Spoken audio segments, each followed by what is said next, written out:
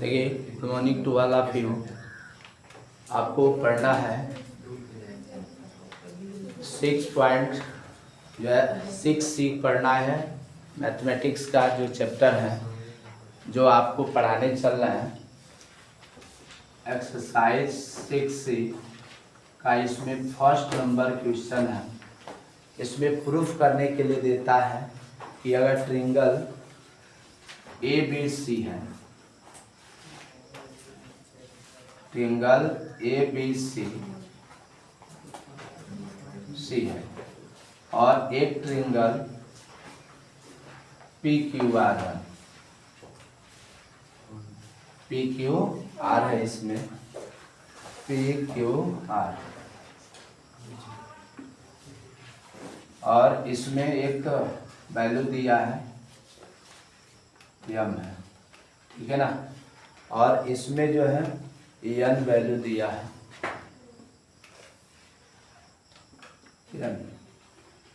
इसको प्रूफ करना है कि CM और RN जो है ट्रिंगल ABC और PQR की जो माध्यिका है। ट्रिंगल PQABC समरूप है, ठीक है ना। इसमें गिवन जो दैट दिया है ट्रिंगल ABC समरूप त्रिभुज PQR ये दे दिया है और CM तथा RN माध्यिका है। सबसे पहले आपको माध्यिका के बारे में बताया जाता है कि माध्यिकाएं क्या होती है। माध्यिका वह रेखाखंड है जो शीर्ष से डाले गए यानी शीर्ष से मिलाने वाली जो रेखा होती है सम्मुख भुजा को दो बराबर भागों में क्या करती है, बांटती है। तो ये CM जो होगा इसको बांटेगा, फिर से ये RN है, इस भुजा को दो बराबर भागों में क्या करेगा, बांटेगा। तो ये जो होता है माध्यिका होती है। इसका मतलब क्या लिखोगे, AM की वैल्यू BM के बराबर होगा और PN की वैल्यू QN के बराबर होगा, माध्यिका होगी। अब इसमें प्रूफ दैट करना है, 3 सिद्ध करना है। फर्स्ट नंबर जो कंडीशन है उस कंडीशन में ट्रिंगल AMC समरूप त्रिभुज PNR, इसमें फर्स्ट प्रूफ करना है कि PNR हो जाएगा। सेकंड नंबर जो प्रूफ करना है उसमें CM बट्टा RN इक्वल टू जो प्रूफ करना है AB बाई PQ त्रिभुज CMB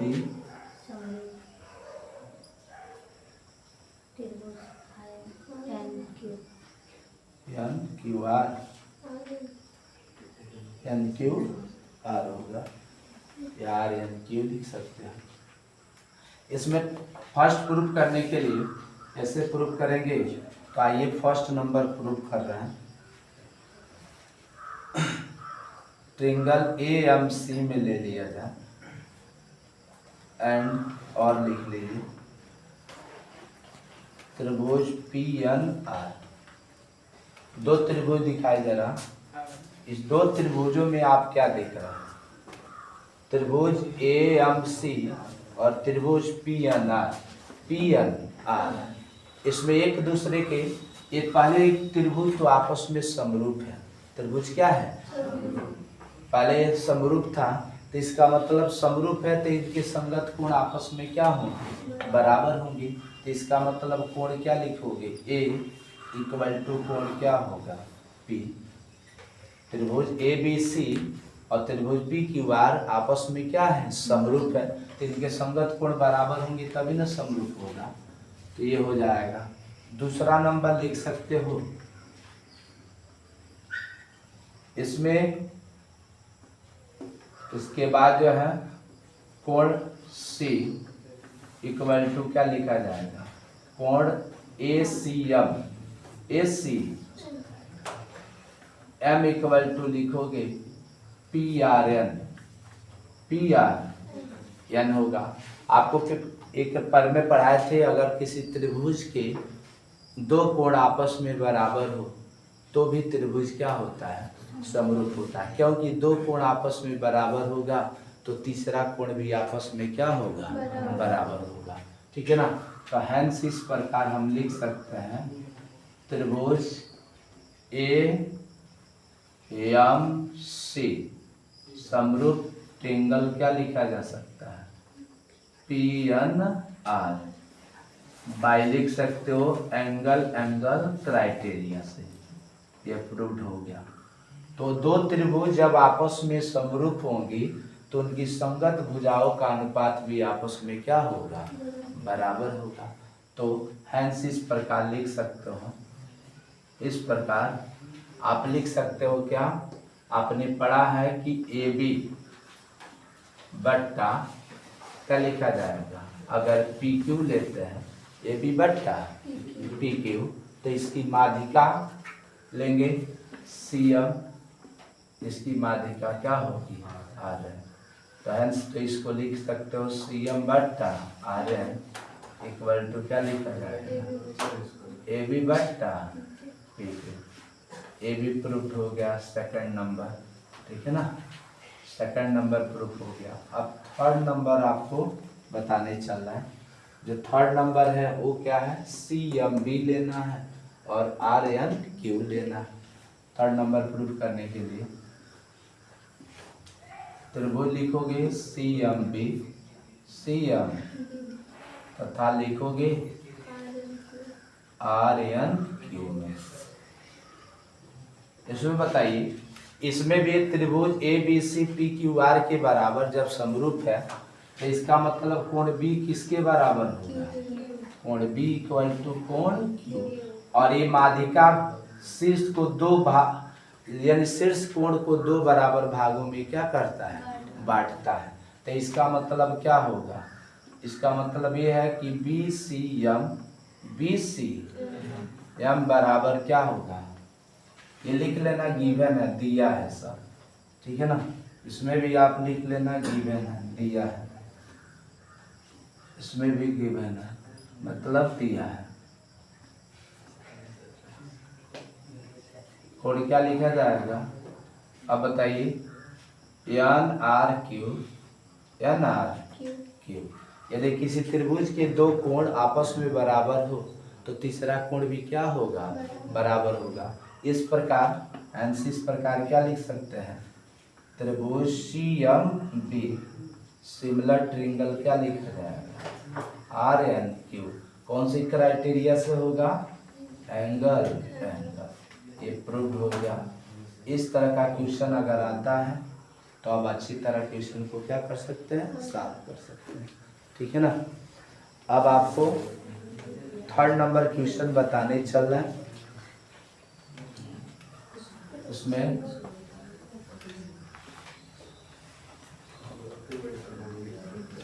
थर्ड नंबर क्वेश्चन है, एक क्वेश्चन इसमें डी ओ डी सी और ट्रायंगल ओ बी ए का सिमिलर ट्रायंगल है। इसमें सबसे पहले दो पैरेलल लाइन दिया है, इसको इससे मिला दिया है और इससे इसको मिला दिया है। इसमें सी डी ओ है और ये इसमें आपका है ए बी, ये एंगल दिया 70 डिग्री, ये एंगल कितना है 70 डिग्री है। और सी डी ओ और बी ओ सी की जो वैल्यू दिया है बी ओ सी, एक्सटीरियर एंगल है, बाय कोण है, बहिष कोण, ये 125 डिग्री है, ठीक है ना। तो इसमें पूछा है कि डी ओ सी का मान बताना है, डी ओ सी यानी इसमें फाइंड करना है डी ओ सी और उसके बाद डी सी ओ ये निकालना, उसके बाद ओ ए बी निकालना है। ये तीनों निकालना है। हमारे पास जो क्वेश्चन दिया, जो वैल्यू दिया है वह देखिए, दो ट्रिंगल इसमें, और इसमें गिवन ये है कि ट्रिंगल ए ओ बी, ध्यान देना, ए O be similar triangle C O D है, अर्थात ए ओ बी सिमिलर ट्रिंगल कितने हैं, सी ओ बी। अर्थात दो त्रिभुज समरूप कब होगा, जब यह कोण इस कोण के बराबर होगा, ठीक है ना जी, एकांतर कोण से, और यह कोण इस कोण के बराबर होगा, ठीक है ना जी, और ये आमने सामने का कोण इसके बराबर होगा, क्योंकि शीर्षाभिमुख कोण से आपस में बराबर होगा, ठीक है ना। तो दो यानी दो त्रिभुज समरूप तभी होता है, उसकी क्राइटेरिया आपने पढ़ा है कि एंगल एंगल एंगल से हो जाएगा। अगर दोनों त्रिभुज के तीनों कोण आपस में बराबर हो तो दोनों त्रिभुज एक दूसरे के क्या होगी, समरूप होगी। तो हमारे पास जो वैल्यू दिया है, यानी सी डी ओ की वैल्यू दिया 70 डिग्री, एंगल बी ओ सी की वैल्यू दिया 125 डिग्री। हमको पूछा है डी ओ सी का मान, डी ओ सी का मान। ये बताओ, एक ये लाइन पर एंगल बन रहा है कि नहीं बन रहा है, ये लाइन है कि नहीं है, बी डी लिखोगे ना, बी डी रेखा पर, बी डी रेखा पर आप देख रहे हो दो कोणों का योगफल कितना पड़े होंगे, एक रेखा पर कितने डिग्री कोण बनता है, 180, और एक से अधिक कोण अगर जोड़ा जाए तो उसको हम कहते हैं रैखिक युग्म कोण से, ठीक है ना। तो आप लिख सकते हैं डी ओ सी, अगर ये रेखा मान रहा है तो इस पर एक कोण बनना है और एक कोण बनना है, तो डी ओ सी प्लस कोण बी ओ सी बराबर क्या लिखेंगे, 180 डिग्री, बाय लिखेंगे लीनियर पेयर एंगल, हिंदी में लिखना होगा तो रैखिक युग्म कोण से लिखेंगे।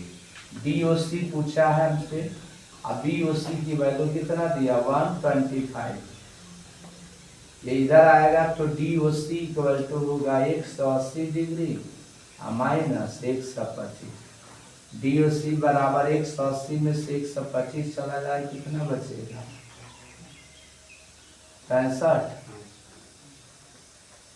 65 डिग्री हो जाएगा, 55 डिग्री, 55 होगा, कितना होगा, 55 डिग्री होगा।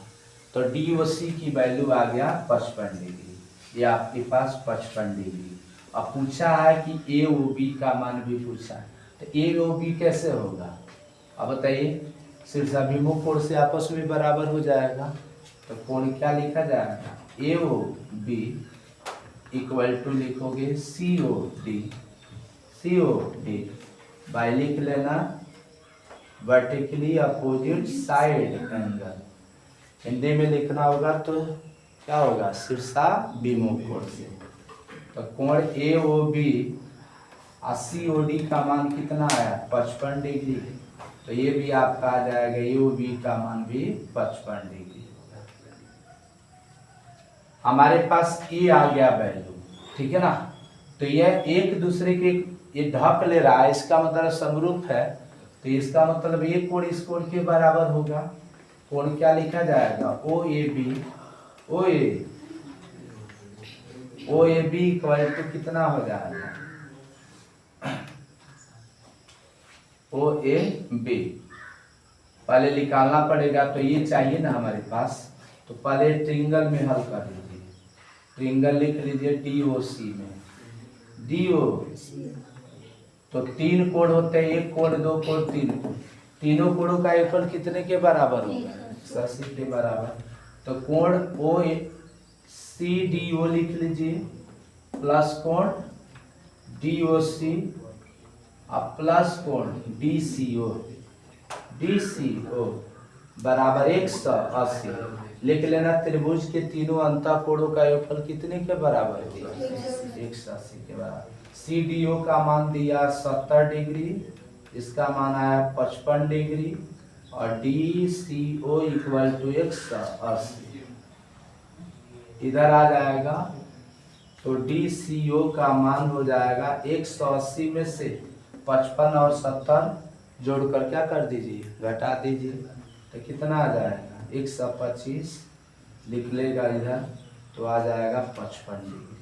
तो ये भी मान आपका कितना आ गया 55 डिग्री, ठीक है ना। जब ये 55 होगा तो ये भी क्या हो जाएगा 55 होगा।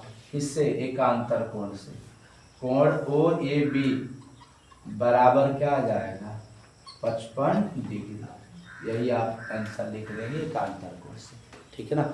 ये आपका क्वेश्चन बोर्ड एग्जाम में आया हुआ है, आप पेपर में देख सकते हैं। ये बोर्ड एग्जाम में पूछा हुआ क्वेश्चन है कि DOB का मान चाहे AOC का मान, जैसे पूछा है वैसे आप क्वेश्चन को सॉल्व करेंगे।